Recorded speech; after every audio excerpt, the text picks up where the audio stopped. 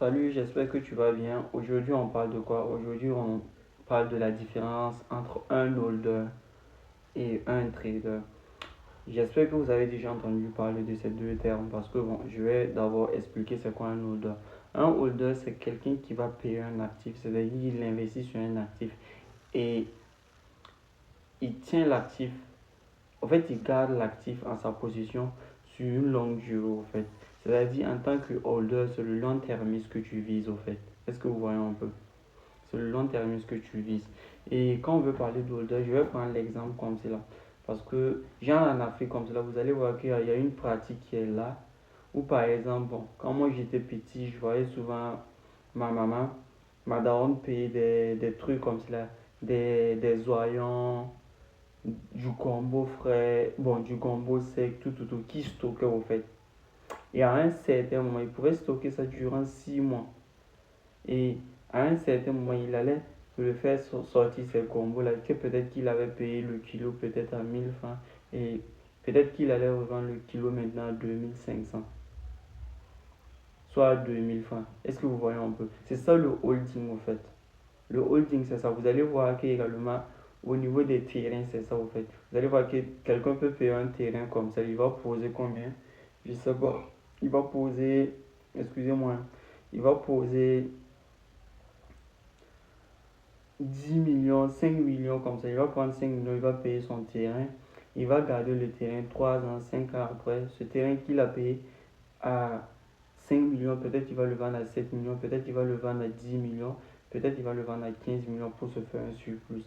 C'est ce qu'on appelle quoi? C'est ce qu'on appelle holder. Holder, ça veut dire tenir quelque chose. Et quand on dit holder, c'est quelqu'un qui tient quelque chose, qui garde un actif sur une longue durée, au fait. Est-ce que vous voyez un peu? En fait, c'est ça. Et à la différence d'un trader, bon, je vais aller plus clairement. En fait, je vais terminer avec le holder.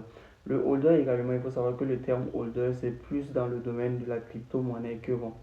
On parle de holder. Pour dire que bon, le holder, c'est celui qui va acheter au fait du BNB. Je prends l'exemple d'une crypto, soit le Solana. Actuellement, le Solana est à 200 dollars. Il a ces 200 dollars, il paye du Solana, il investit sur du Solana. Maintenant, les variations à court terme, au fait, le holder, il s'en fout, au fait. C'est-à-dire, s'il investit ses 200 dollars, si demain le Solana passe de 200 dollars, au fait, à combien?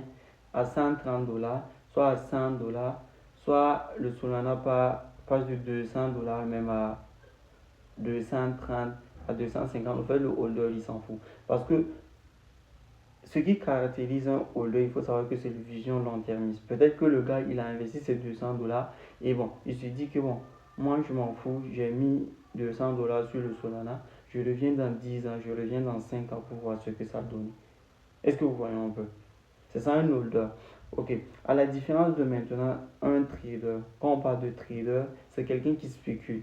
Et quand on parle de spéculation, c'est quoi? C'est acheter quelque chose et puis revendre. Voilà, le plus rapidement possible pour faire une chose, une marche. Et ça, je vais essayer de vous expliquer un peu. Bon, je ne vais pas vous expliquer ça en matière de trading, mais je vais plus vous expliquer ça en matière de la vie courante. Et après, je vais expliquer ça, je vais plus vous expliquer ça maintenant avec le trading. Dans l'aspect trading, en fait. Quand on parle de trader, spéculation, c'est quoi? Il faut savoir, quelqu'un, le commerçant comme cela, un commerçant qui peut acheter un ordinateur comme cela à, à 100 000 francs et qui revend l'ordinateur à 150 000 francs. Il faut savoir que c'est de la spéculation.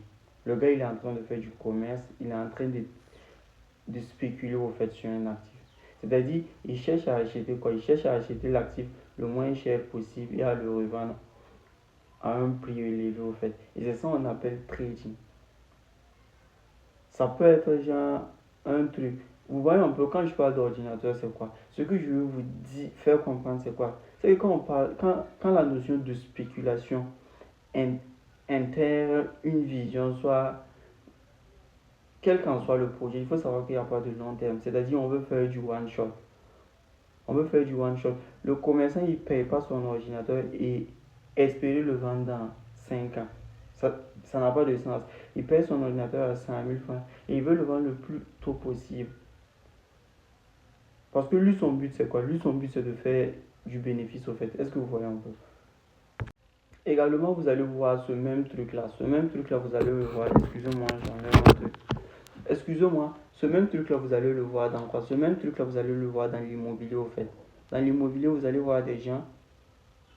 Ils achètent, bon, ils voient un truc. Ils voient une maison, on lui propose un appartement. Il part visiter l'appartement. Il voit que, bon, avec cet appartement, bon, il peut l'acheter, le rénover, c'est-à-dire arranger l'intérieur, tout, et puis le revendre.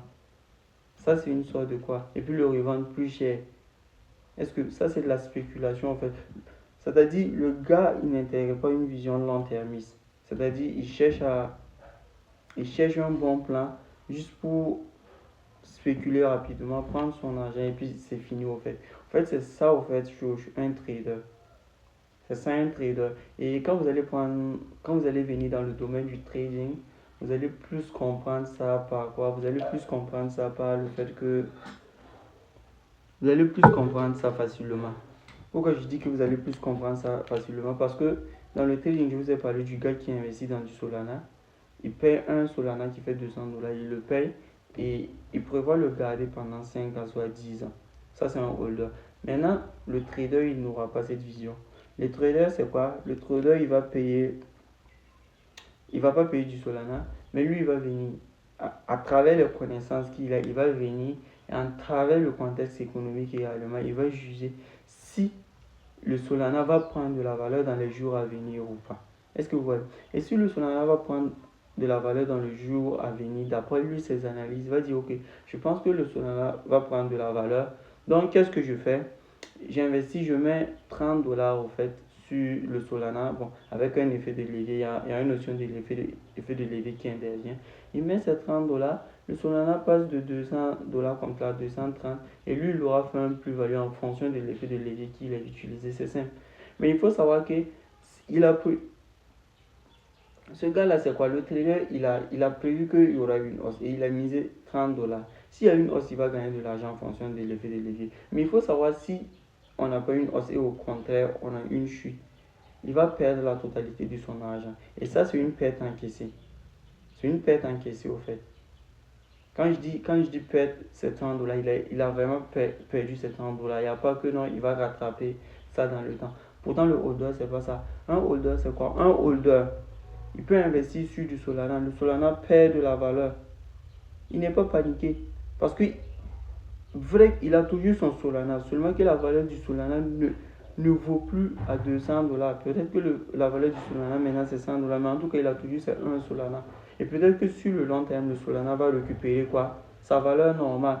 Soit faire du surplus, soit faire du plus-value. Donc, vous voyez un peu ces deux visions au fait que vous devez comprendre au fait si vous voulez vous intéresser au fait au marché financier. C'était un peu bon ce dont je voulais vous parler aujourd'hui.